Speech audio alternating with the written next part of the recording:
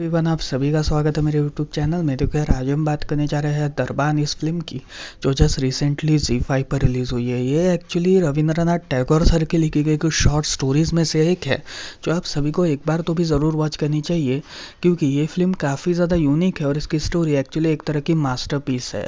सो आज मैं आपको इस कंप्लीट फिल्म की स्टोरी और एंडिंग के बारे में बताऊँगा, और उसी के साथ साथ मैं आपको ये भी बताने की कोशिश करूँगा कि आप इस फिल्म में क्या क्या देख सकते हो। सो वीडियो का एंड तक ज़रूर वॉच करते रहिएगा, ताकि आप इस कंप्लीट फिल्म को समझ सके। और अगर वीडियो पसंद आए तो वीडियो को लाइक करके चैनल को सब्सक्राइब ज़रूर कर दीजिएगा। So without wasting any time, let's start this video. तो इस कंप्लीट स्टोरी की शुरुआत में हम एक कोयला व्यापारी को देखते हैं, जो अपने परिवार के साथ काफ़ी ज़्यादा खुश था। जहाँ पर उसके परिवार में उसके साथ 2 सदस्य थे, उसकी वाइफ और उसका बेटा अनुकूल। अब यहाँ पर उनका जो बेटा अनुकूल था, वो उनके एक नौकर रायचंद के साथ काफ़ी ज़्यादा खुश रहता था, क्योंकि रायचंद उस कोयला व्यापारी के साथ उसके बचपन से, यानी रायचंद के बचपन से काम किया करता था। इसी वजह से रायचंद उस कोयला व्यापारी का काफ़ी वफादार टाइप का इंसान था। अब यहाँ पर अनुकूल और रायचंद की दोस्ती काफ़ी ज़्यादा थी, जहाँ पर रायचंद अपनी दोस्ती के लिए कुछ भी कर सकता था और अनुकूल को कुछ भी देने के लिए तैयार था। जहाँ पर हम सभी लोग ये देखते हैं कि धीरे धीरे वो कोयला व्यापारी का धंधा मंदे में चल रहा था। एक्चुअली गवर्नमेंट ने कोयला व्यापार के ऊपर काफ़ी सारे टैक्सेस लगा रखे थे। इसी वजह से उन सारे टैक्सेस के कट होने के बाद जो कोयला व्यापारी के पास आता था, वो काफ़ी ज़्यादा कम मुनाफा था। इसी वजह से कोयला व्यापारी का धंधा पूरी तरीके से कोलैप्स होने को बचा था। और तब हम सभी लोग ये देखते हैं कि अनुकूल के जो फादर थे, उन्होंने धीरे धीरे सारे नौकरों को निकालना स्टार्ट किया। लेकिन उन्होंने रायचंद को घर से नहीं निकाला, क्योंकि रायचंद उनका सबसे फेवरेट नौकर था। अब यहाँ पर हम ये देखते हैं कि उस कोयला व्यापारी का धीरे धीरे धंधा काफ़ी ज़्यादा मंदा चल रहा था। इसी वजह से उसे अपना घर भी बेचना पड़ा, और अपने घर को बेचने के बाद वो अपने परिवार समेत इस गाँव को छोड़कर चले गए। जिसके बाद रायचंद खेती बाड़ी कर कर अपनी पूरी ज़िंदगी काट रहा था और उसकी वाइफ को भी संभाल रहा था।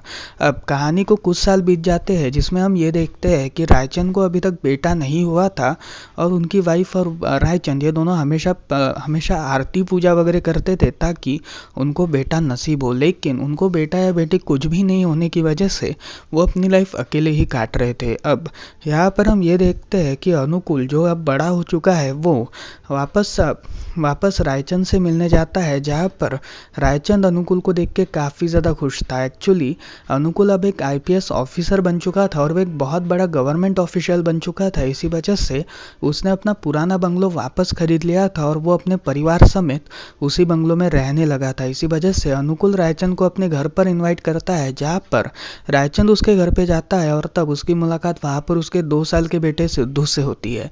अब यहाँ पर सिद्धू और उसे साथ रायचंद, इन दोनों की दोस्ती और भी बढ़ चुकी थी, जहाँ पर रायचंद सिद्धू का काफ़ी ज़्यादा ख्याल रखता था और उसे हमेशा काफ़ी ज़्यादा घुमाया करता था। इसी वजह से अनुकूल की जो वाइफ थी, वो भी इस बात से काफ़ी ज़्यादा खुश थी और उसे भी अपने बेटे को संभालना नहीं पड़ता था। इसी वजह से वो इस बात से काफ़ी ज़्यादा खुश थी। अब यहाँ पर हम ये देखते हैं कि एक दिन जब रायचंद और सिद्धू ये दोनों घूमने गए थे, तभी अचानक से सिद्धू जो था, वो एक कमल के फूल को देखकर रायचंद को ये कहता है कि मुझे कमल का फूल चाहिए। इसी वजह से रायचंद उसके लिए कमल का फूल लाने जाता है, लेकिन तभी सिद्धू जो था, वो अपनी ट्रैली से, मतलब जो उसकी ट्रॉली थी, उसे गायब हो चुका था। जिसकी वजह से रायचंद उसे ढूंढने की कोशिश कर रहा था, लेकिन रायचंद को सिद्धू कहीं भी नहीं मिल रहा था। अब यहाँ पर दिन से रात हो चुकी थी, जहाँ पर अनुकूल और उसकी वाइफ भी काफ़ी ज़्यादा परेशान थे। इसी वजह से वो भी अपने बेटे की खोज में थे, लेकिन उन्हें भी उनका बेटा नहीं मिल रहा था। जिसके बाद रायचंद उनके घर पर आता है और तब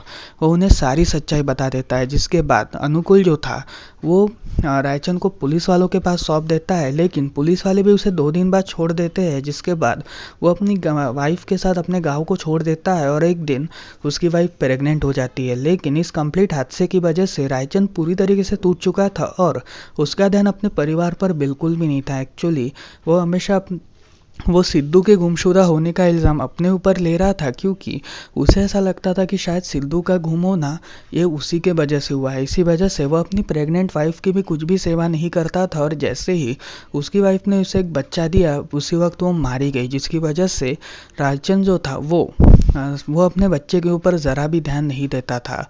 अब यहाँ पर थोड़े समय बाद 2 साल बीत जाते हैं, जिसमें हम ये देखते हैं कि रायचंद का जो बेटा था वो एक दिन उसे चन्ना करके बुलाता है, और तब उसे ये रियलाइज़ होता है कि सिद्धू भी उसे चन्ना करके बुलाता था। इसी वजह से वो अपने बेटे को सिद्धू ये नाम देता है। अब यहाँ पर सिद्धू धीरे धीरे बड़ा होते जा रहा था और तभी वो काफ़ी ज़्यादा होशियार बनते जा रहा था। इसी वजह से सिद्धू के जो फादर रायचंद थे वो उसे हमेशा एज अ मालिक के तरह ट्रीट करते थे, क्योंकि उसे ऐसा लगता था कि शायद से अनुकूल का जो बेटा है वही उसके घर पर आया है। इसी वजह से वो उसे एज अ बेटे की तरह नहीं बल्कि उसके एज अ नौकर की तरह ट्रीट करते थे।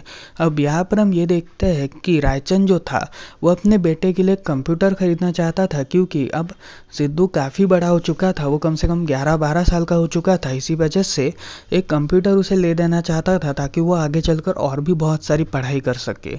अब यहाँ पर उस कंप्यूटर के लिए वो 5,000 का लोन लेता है, जिसके बाद वो कंप्यूटर का जुगाड़ करे जा रहा था, लेकिन उसे कंप्यूटर ज़रा भी नसीब नहीं होता, जिसके बाद वो उस लोन को वापस फेर देता है। और तभी हम ये देखते हैं कि जब एक दिन रायचंद अपने बेटे को स्कूल छोड़ चुका था, तभी अचानक से उसकी मुलाकात अनुकूल के फादर के यहाँ काम करने वाले एक नौकर से होती है, जो उसे ये कहता है कि वो यहाँ के डिस्ट्रिक्ट कलेक्टर के पास जो एज अ ड्राइवर काम करता है। और तभी वो रायचंद के बेटे को देखता है, जहाँ पर वो उसे ये पूछता है कि क्या ये तुम्हारा बेटा है, जहाँ पर रायचंद थोड़ा बहुत परेशान होता है और तब वो उसे टाटा बाय बाय कर कर वहाँ से निकल जाता है। जिसके बाद हम सभी लोग ये देखते हैं कि रायचंद को धीरे धीरे सपने आना स्टार्ट हो गए थे, जहाँ पर उसे ऐसे सपने आते थे कि शायद से सिद्धू जो है वो उसका नहीं बल्कि अनुकूल का बेटा है। इसी वजह से वो काफ़ी ज़्यादा परेशान हो चुका था और एक दिन उसने अपने गांव को छोड़कर शहर में बचने का डिसाइड किया था, जिसकी वजह से वो वापस शहर बसने चला गया था। और तभी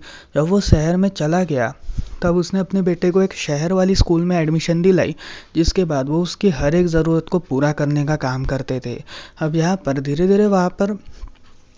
धीरे शहर में वो काफ़ी ज़्यादा सेटल हो चुके थे, जिसके बाद वो एक दिन अपने बेटे के प्रिंसिपल से मुलाकात करते हैं, क्योंकि उनके प्रिंसिपल ने उन्हें बुलाया था। और तब प्रिंसिपल का ये कहना था कि अगर वो अपने बेटे को बाहर के देशों में पढ़ाए तो उसके लिए काफ़ी ज़्यादा अच्छा होगा, क्योंकि उसका बेटा बाकी के बच्चों से ज़्यादा होशियार है।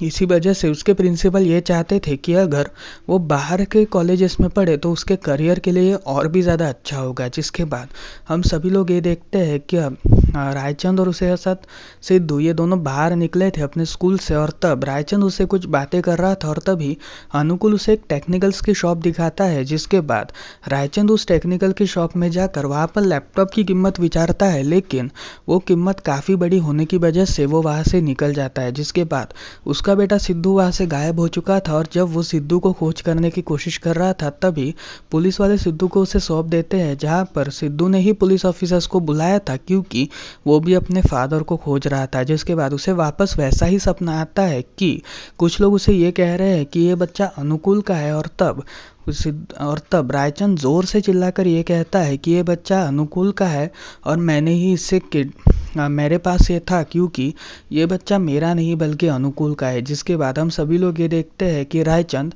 वापस गांव में जाकर अनुकूल से मुलाकात करता है, और तब वो अनुकूल और उसकी वाइफ को ये बताता है कि उसके घर पर सिद्धू है और वो जल्दी से जल्दी आपके सिद्धू को लौटा देगा। जिसकी वजह से अनुकूल और उसकी वाइफ काफ़ी ज़्यादा खुश थे। और जब सिद्धू और रायचंद ये दोनों गाँव की तरफ आ रहे थे तभी अचानक से बोट की पलटी होती है तूफान की वजह से, और सिद्धू जो था वो बोट से नीचे गिर जाता है। जिसके बाद रायचंद उसे बचा लेता है और उसे बचाने के बाद वो उसे अनुकूल और उसे असद उसकी वाइफ के पास सौंप देता है। जिसके बाद सिद्धू भी इस बात को एक्सेप्ट कर लेता है और तब ये तीनों खुशी खुशी से रहने लगते हैं। और यहाँ पर रायचंद अपने गाँव वापस लौट जाता है, यानी अपने घर वापस लौट जाता है, और यहीं पर ये इस कंप्लीट फिल्म की स्टोरी खत्म होती है।